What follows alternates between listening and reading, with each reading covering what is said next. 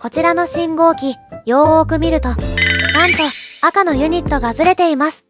横から見ても目が合いますね。赤のユニットが外れるなんてことがあるんだな。なんでこうなったんだ。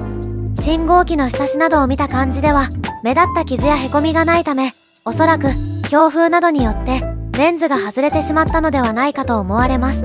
そして向かい側の信号機にもネタがあります。